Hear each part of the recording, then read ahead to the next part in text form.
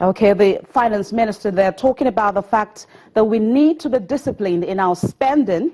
Of course, investment in infrastructure is very important at this time in order to drive growth. She also talked about the fact that we have to manage the situation, which of course was not created by the present administration. Now let's bring in Bismark Rewane to give us more perspectives into this development. He is the chief executive at Financial Derivatives Company Limited. Good morning, Mr. Rewane. Good morning, Bolaji. I believe you've been following the finance minister in our comments, but let's take a look at two different positions now. The finance minister, on one hand, speaking yesterday on the state of the economy, saying that it is in technical recession. On the other hand, the Minister of National Planning says we will be out of it in the third quarter. Do you think we are living with the reality of an economic recession at this time? No, I mean, the definition of a recession is two quarters of negative growth, consecutive quarters of negative growth. The truth is that in the first quarter, we had negative growth of minus 0.386, and we are going to have a second quarter of negative growth. So we are in a recession.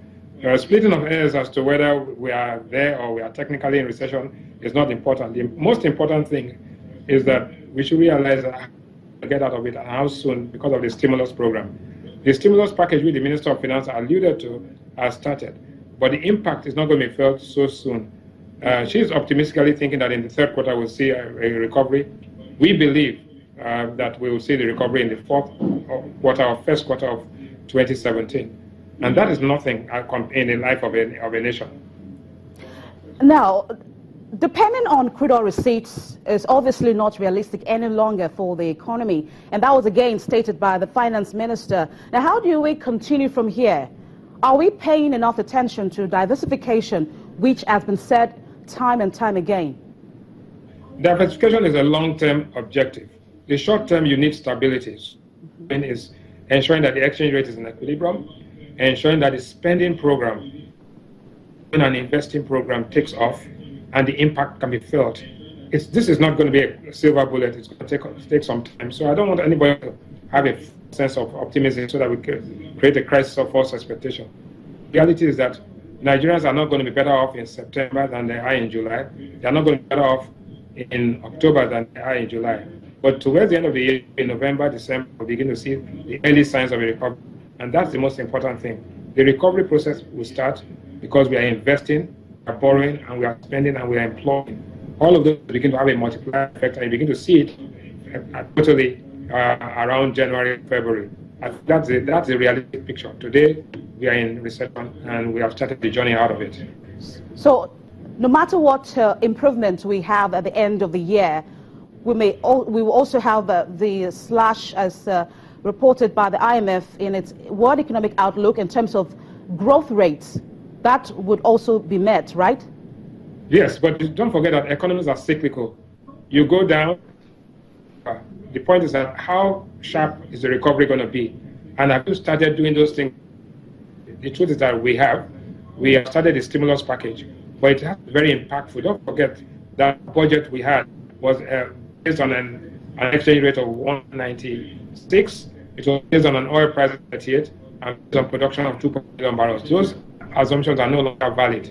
Now we are the days of value are over, and I think the Minister of Finance was absolutely correct in telling the truth and telling the lawmakers exactly what the position is. Yes, talking about being realistic there. However, it's not all gloomy from what we got yesterday. For the first time in the 2016 fiscal year, the monthly allocation from the Federation account crossed the 500 billion naira threshold, with the FAC committee distributing a total sum of 559.03 billion to the three tiers of government on Thursday. Now, what does this say about efforts to generate more income for the country, which is a very important thing to do for the We didn't generate income. What happened was that we used an exchange rate of 285 as against when we were using 200 2 months ago. So with the new exchange rate, we are getting more revenue because the subsidy is removed.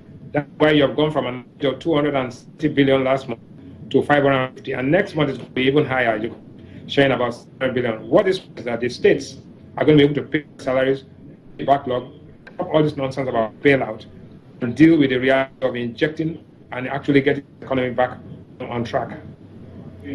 All right, thank you so much for your insights, Mr. Bismark Rewane, CEO, Financial Derivatives Company.